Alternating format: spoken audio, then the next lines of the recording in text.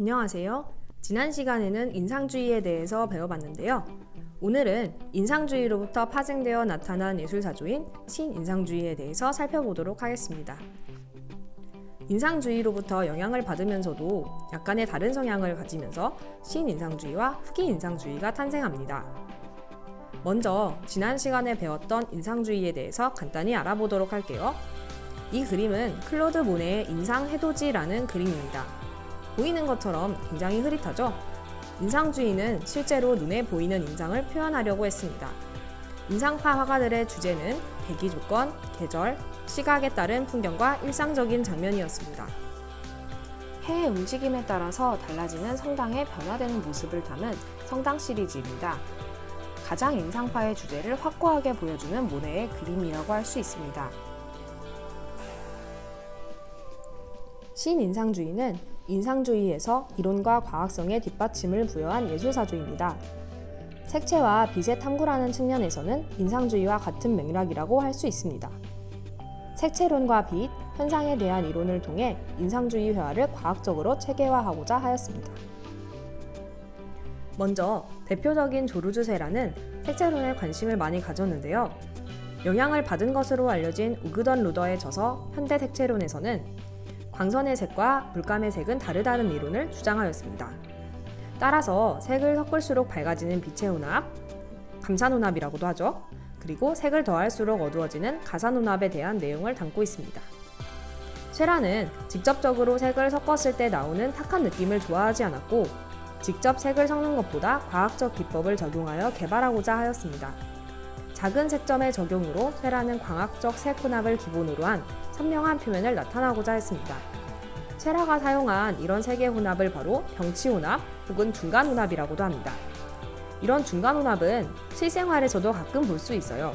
예를 들어서 멀리서 봤을 때는 회색으로 보였던 코트가 가까이에서 보니 작은 체크무늬였던 경우를 보면 쉽게 이해할 수 있겠죠? 이제 감상해볼 작품은 쇠라의 대표 작품입니다.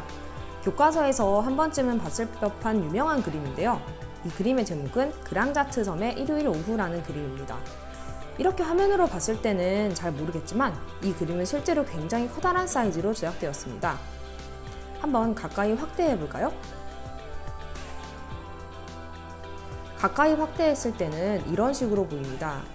쇠라는 실제로 이 그림을 그리기 위해서 수평 수직의 관계, 그리고 형태의 특징, 빛, 그림자, 색의 패턴 등을 연구해서 50점 이상의 사전 드로잉과 그림을 그렸습니다. 자, 지금 보는 작품들은 쇠라가 그림을 그리기 위해서 그렸던 습작, 그러니까 즉 연습작이라고 하는데요.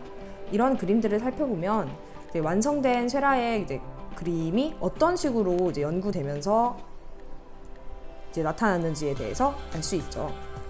자, 어때요? 이런 그림들을 굉장히 많이 연습한 게 보이죠?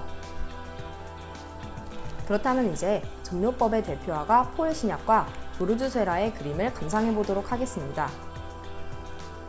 점묘법의 그림들을 보시면 어떤 느낌이 드시나요? 인상파의 그림들과는 달리 굉장히 그림이 고요해 보이지 않나요? 지금 보는 이 쇠라의 서커스라는 그림도 뭔가 역동적이라기보다는 굉장히 멈춰 보이는 듯한 느낌을 줍니다. 그 이유는 조르주 쇠라도 마찬가지고 폴 시럈도 마찬가지고 그림에서 굉장히 비율이나 비례를 중요시했기 때문입니다. 신인상주의가 이후에 미친 영향에 대해서 알아보도록 할게요.